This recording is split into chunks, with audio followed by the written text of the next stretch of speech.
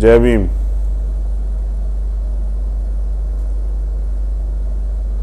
जय भारत, जय संविधान, जय मंडल। और आज के लिए एक विशेष लाइव, भारत में जो वर्तमान के हालात है उस पर चर्चा के लिए,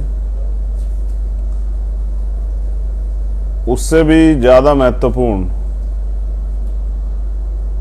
अगर कहीं भी अन्याय होता है और आप अन्याय को देखते हैं तो हमारे संतों गुरुओं महापुरुषों ने कहा कि अन्याय करने वाले से अन्याय सहने वाला ज़्यादा दोषी होता है। अगर आपके आसपास भी अन्याय हो रहा है और आप उसको देख रहे हैं और उस पर देख के आप चुप हैं, तो यानी कि आप अन्याय का समर्थन कर रहे हैं, आप भी दोषी। साथियों, जय भीम। भारत में समय समय पर जन्मे सभी संतों गुरुओं महापुरुषों को नमन करते हुए करुणा के सागर तथागत गौतम बुद्ध, संत शिरोमणि सतगुरु रविदास जी महाराज, भगवान वाल्मीकि महाराज, गुरु नानक देव, संत कबीर, गुरु घासीदास, इन संतों गुरुओं के बाद मैं बार बार संतों गुरुओं का जिक्र इसलिए करता हूं क्योंकि संत गुरु जो हैं रास्ता दिखाते हैं चलने का। अगर आपके पास गुरु नहीं तो रास्ता, मार्ग कौन सा आप जो है स्वीकार करोगे। और आपने अपने जीवन में जिनको आदर्श बनाया है वही आपके गुरु, तो उन्हीं के दिखाए रास्ते पे चलना है। पहले वो इस रास्ते पे चल के गए, उसके बाद अभी जिनकी जयंती हम लोगों ने मनाई 11 अप्रैल को, महात्मा ज्योतिबा फूले, एक ऐसा नाम जिन्होंने भारत का वास्तविक इतिहास, और उनकी एक बहुत महत्वपूर्ण किताब है गुलामगिरी। अपने इतिहास को जानना तो गुलामगिरी जरूर पढ़िए। जिन्होंने शिक्षा की जोत जलाई, महात्मा ज्योतिबा फूले, मां सावित्रीबाई फूले, मां फातिमा शेख, छत्रपति साहू जी महाराज, बाबा साहब डॉक्टर भीमराव अंबेडकर, पेरियर रामास्वामी नायकर, पेरेलल्ली यादव, महामना रामसु वर्मा, बाबू जगदेव प्रसाद कुशवाहा, जननायक कपूरी ठाकुर, मान्यवर दीना भाना वाल्मीकि साहब और मान्यवर साहब श्री काशीराम, बाबू जगजीवन राम। आप तमाम महापुरुष जिन्होंने शोषित और वंचितों की लड़ाई लड़ी, उनको आगे बढ़ाने का काम किया, मैं आप सबको नमन करते हुए और देश के वीर शहीदों को नमन करते हुए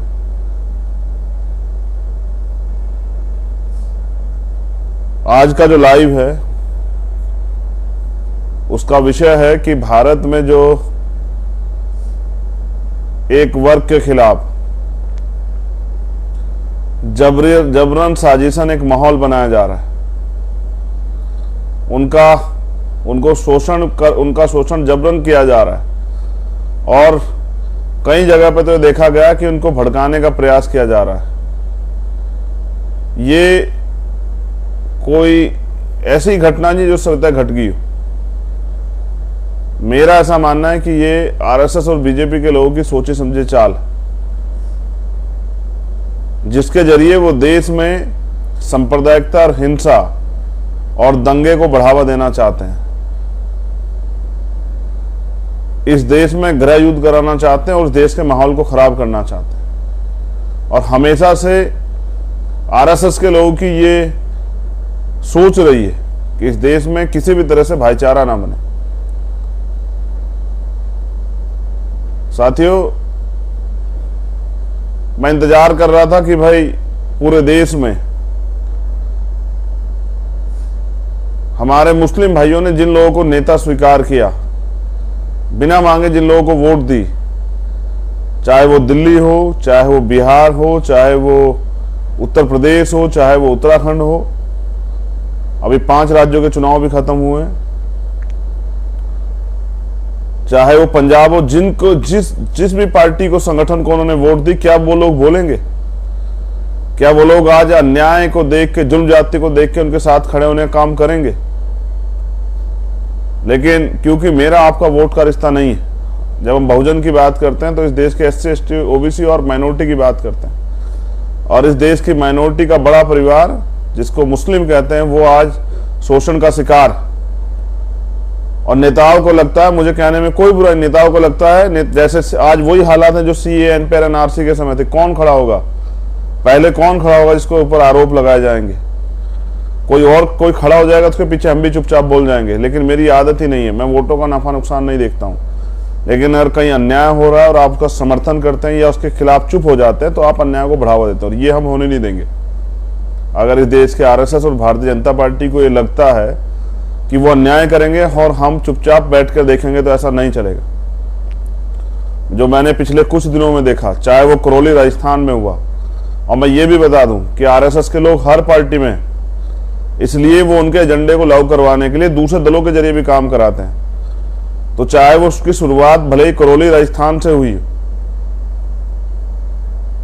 उसके बाद वो चाहे बिहार या यूपी या मध्य प्रदेश, जहां जहां उसकी आग गई हो, ये एक सोची समझी साजिश है। क्योंकि देश में महंगाई बढ़ रही है, बेरोजगारी बढ़ रही है, भ्रष्टाचार बढ़ रहा है, EVM के खिलाफ माहौल बना हुआ है, तमाम लोगों में गुस्सा है, नौजवान सवाल कर रहा है, सरकारी कंपनियां बेची जा रही हैं, जनता जागरूक हो रही है। बीजेपी RSS के लोग साजिशन हम लोगों को दंगों में और धर्म संप्रदाय की लड़ाई में झोंक देना चाहते हैं। आप ये भी नोटिस कीजिएगा, क्या बीजेपी के किसी बड़े नेता का बेटा भी इन यात्राओं में शामिल हो रहा है, या बस वही दलित पिछड़े और स्वर्ण जाति के भी वो लोग जो लोग मेहनत मजदूरी करते हैं, उन्हीं को इस आंधी में झोंका जा रहा है? ये जो किया जा रहा है ये सब एक सोची समझी साजिश है, और नेताओं को लगता है कि अगर वो इस वर्ग की बात उठाएंगे तो उनका दूसरा वोट सरक जाएगा। और मैं समझता हूं वोट सरके या वोट रहे, लेकिन अगर अन्याय को आप देख रहे हैं और चुप हैं तो आप मानवता के विरोधी हैं। और हम मानवता के विरोधी नहीं, हमारे गुरुओं संतों महापुरुषों ने हमें मानवतावादी बनाया है। मैं ये भी नहीं कह रहा हूं कि अगर कोई दूसरा वर्ग भी अगर अन्याय कर रहा है, गलत कर रहा है, संविधान का हनन कर रहा है, तो उसके खिलाफ भी कार्रवाई हो, कोई हो, चाहे किसी जाति मजहब धर्म का व्यक्ति हो। लेकिन अगर साजिशन किसी एक समाज को प्रताड़ित करने का काम किया जाएगा, उसके खिलाफ माहौल बनाने का काम किया जाएगा, उसके खिलाफ तमाम तरह के षड्यंत्र होंगे, तो अगर सरकार को लगता है कि सब चुप रहेंगे तो सब चुप रहे, चंद्रशेखर आजाद चुप नहीं रहेगा। मैं फिर आज वादा करता हूं, जैसे CAA NPR NRC में चाहे मुझे जेल भी जाना पड़ा था, चाहे लाठियां भी खानी पड़ी थी, अगर मुझे दोबारा से इस माहौल को सुधारने के लिए और भाईचारा बनाने के लिए दोबारा से भी इस लड़ाई में जेल जाना पड़ा तो मैं जेल जाऊंगा। लेकिन ये जो अन्याय हो रहा है इस पर मैं चुप नहीं रहूंगा। मैंने जो सीतापुर में देखा, उत्तर प्रदेश में कहते हैं राम राज्य और बुलडोजर चल जाता, लेकिन मैंने वहीं एक संत के कपड़े पहने एक व्यक्ति को जाहिलों से भी बुरी, जानवरों से बुरी बात करते देखा। हमारे महापुरुषों ने, हमारी माँ ने, हमारे परिवार ने हमें महिलाओं का सम्मान करना सिखाया, लेकिन वो एक जाहिल व्यक्ति, एक बेवकूफ व्यक्ति इस तरह की बातें कर रहा था। एक विशेष धर्म, मुझे कहते भी तकलीफ हो रही है, उस समाज की, उस धर्म की, उस महिलाओं को वो जिस तरह की टिप्पणी कर रहा था। मैं कहता हूं ये टिप्पणी तो किसी भी, चाहे वो कोई धर्म हो, चाहे वो जैन हो, सिख हो, मुस्लिम हो, पारसी हो, यहूदी हो, कोई हो, चाहे दुनिया का कोई धर्म हो, चाहे वो हिंदू हो, कोई हो, चाहे अगर उसकी बहन बेटियों के बारे में, उस धर्म की या किसी भी धर्म की बहन बेटी महिलाओं के बारे में बात कही जाती है और हम इस पे बैठ के तालियां बजाते हैं या सुनते हैं और चुप भी थाम के अपना मुंह इधर कर लेते हैं, तो ये हम उस गुलामी को, जो भविष्य में आने वाली गुलामी, उसको हम स्वीकार कर रहे हैं।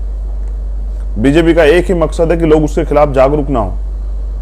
जिस तरह का उनके खिलाफ माहौल बना हुआ है और वो लोग इस समय कटघरे में हैं, चाहे वो EVM को लेके हों, चाहे वो महंगाई को लेके हों, भ्रष्टाचार को लेके हों, बेरोजगारी को लेके हों, जिस तरह से कर्ज बढ़ रहा है, अभी डाटा जा रहा है 128 करोड़ का कर्ज। उसके अलावा जिस तरह किसानों की आमदनी खत्म होगी, आम आदमी की आमदनी खत्म होगी, लगातार महंगाई के दाम बढ़ रहे हैं, स्कूल के बच्चों की फीस बढ़ रही है, किताबों के रेट बढ़ रहे हैं, खाने पीने की चीजों के रेट बढ़ रहे हैं, पेट्रोल डीजल के दाम में आग लगी हुई है, बिजली के दाम बढ़ रहे हैं। उस तरह से जिस तरह जनता में आक्रोश है, किसी तरह से धर्म का नशा, धर्म की चटनी चटा के और वो जो जागरूक लोग हो रहे हैं उनको सिर्फ धर्म की आंधी में झोंक के और अपनी सत्ता चला ली जाए, ये बीजेपी के लोग सोच रहे हैं। और वो काफी हद तक सफल भी हो रहे हैं, क्योंकि नेताओं ने चुप्पी थाम ली है।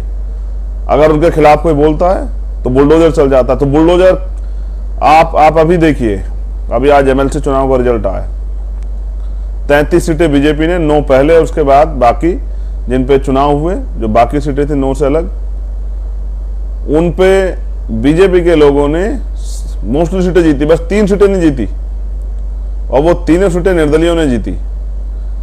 जहां बीजेपी के सामने विपक्ष के लोग नहीं टिपकाए, वहां निर्दलीय, वो निर्दलीय भी देखिए कि वो मुख्यमंत्री की जाति के लोग इसलिए जीते हैं। आप तीनों निर्दलियों को देख लीजिए, तीनों निर्दलीय, एक बीजेपी के बागी हैं, एक और दूसरे हैं, और एक और तीसरे हैं। वो तीनों लोग, वो तीनों मुख्यमंत्री की जाति के लोग हैं, इसलिए उनके ऊपर विशेष कर पाया, वो जीते हैं। बाकी वरना हमने और लोगों को चुनाव लड़ते देखा, कितनी गाड़ियां चेक होती थी, कितनी परेशानी खड़ी की जाती। ये जो सत्ता,